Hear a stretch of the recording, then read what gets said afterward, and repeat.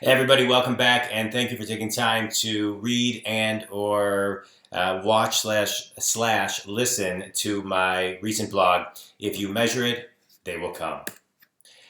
At our core, we are all salespeople. No matter who we are or what we do, we spend a portion of every day selling our ideas to our colleagues, our business partners, spouses, and to our most difficult clients, our children.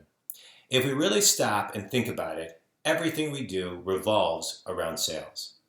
If you're a C-level executive, you are not immune to this notion. In fact, you may be in one of the most important sales positions out there.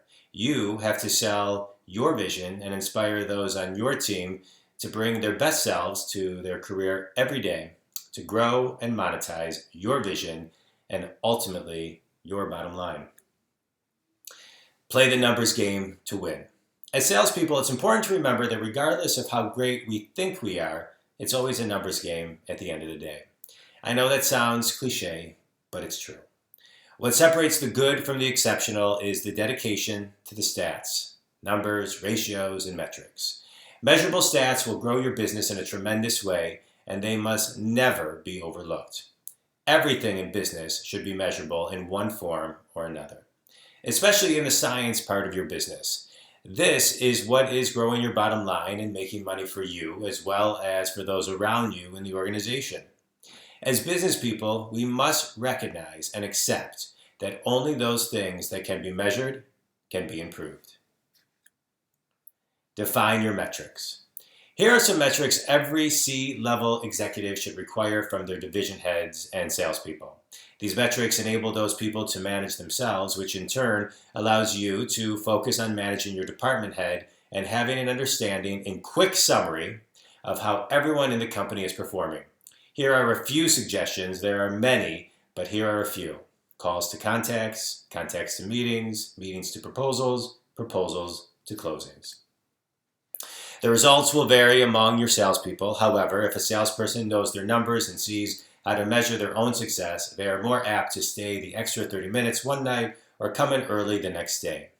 For example, here's a breakdown for Jim, a salesperson. For every 10 calls Jim makes, he gets a contact. For every 2 contacts, he gets 1 meeting.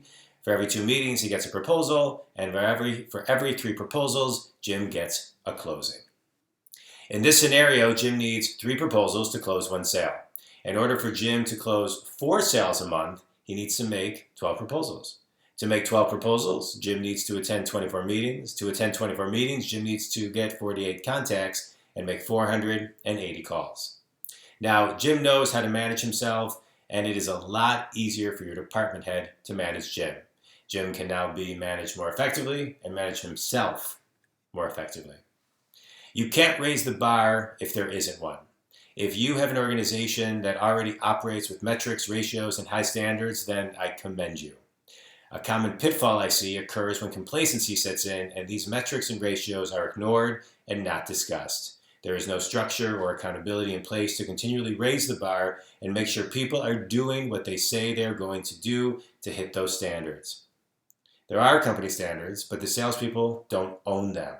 They may have their own standards as well, but they aren't being met either.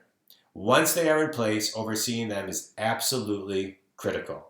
It requires an attentive division head who the salesperson trusts, feel empowered by, and respond to for an infusion of that go-get-'em attitude that is critical for a salesperson to thrive. Think about this. For practically our entire lives, we have been getting annual physicals at the doctor's office. The first thing we do when we get in there is step on the scale. Our weight and our height is measured and recorded annually, at least annually, especially when we're kids.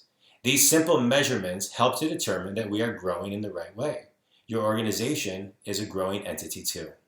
Measure yourself, measure your business, watch it grow to be strong, healthy, and vibrant in culture, spirit, and in the bottom line.